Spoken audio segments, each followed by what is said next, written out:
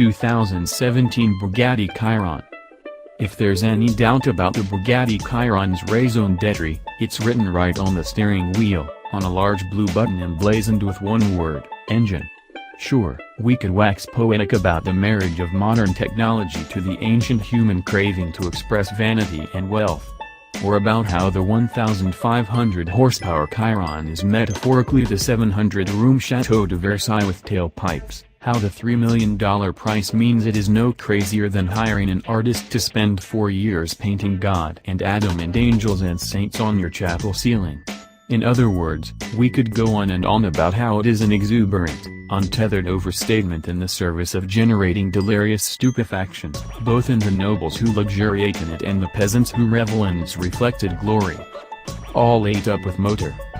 But the new 261-mile-per-hour Bug is really just about being all ate up with motor.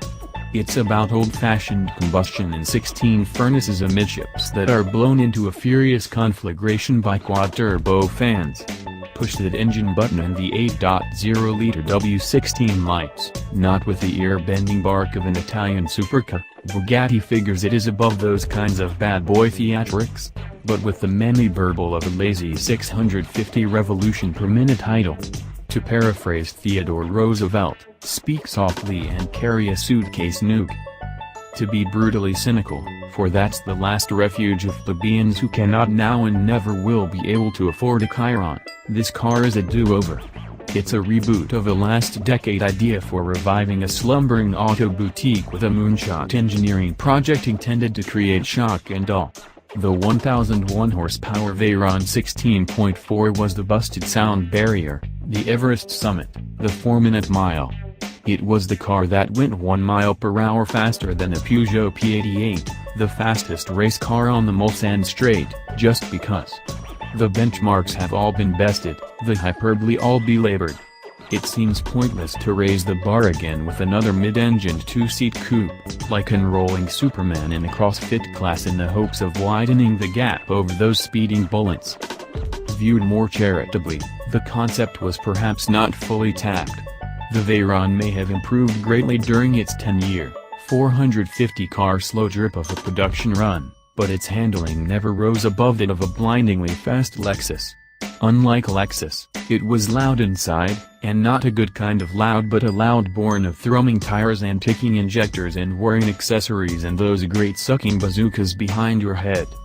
And its slightly corpulent styling was perhaps a shade too Moulin Rouge for some and not enough Yves Montand with a cocked cigarette and a piercing squint. It was an awesome thing, the Veyron, but not above a sequel.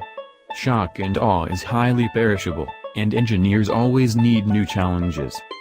Over some squid nibbles and other Portuguese delicacies at a Lisbon bistro near the Tagus River, I am assured that the Chiron was indeed a worthy challenge. At first, explains chassis development head Jochen Schwalb, the thinking was just to restyle the Veyron and crank up the boost. But everybody soon realized that going from 1,200 horsepower in the hottest Veyrons, the Super Sport and the Grand Sport Vitesse, to a still drivable 1,500 in the Chiron required more than just a bigger blow.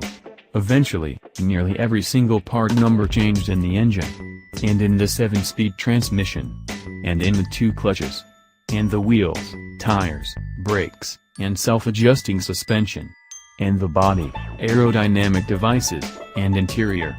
Even the hand-painted, solid silver Bugatti grille badge got a facelift. The art of an art object.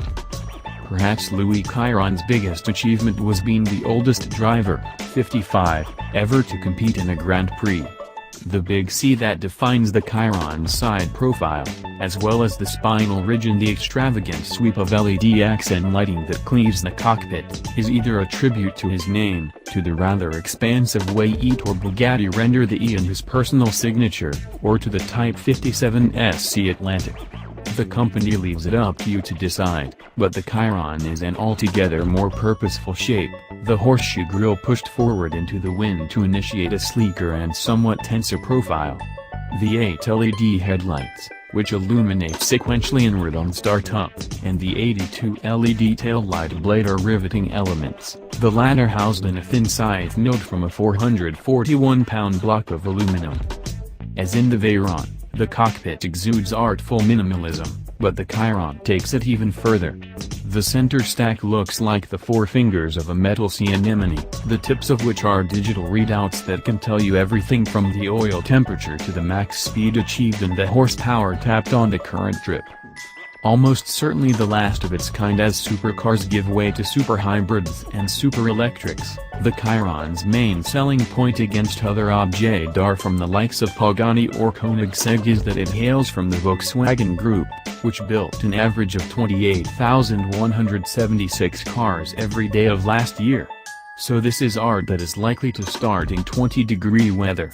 Just imagine Michelangelo or, indeed, Ettore Bugatti, having 3D computer modeling, wind tunnels, and hundreds of talented artisans at his disposal. Would the result have been so different?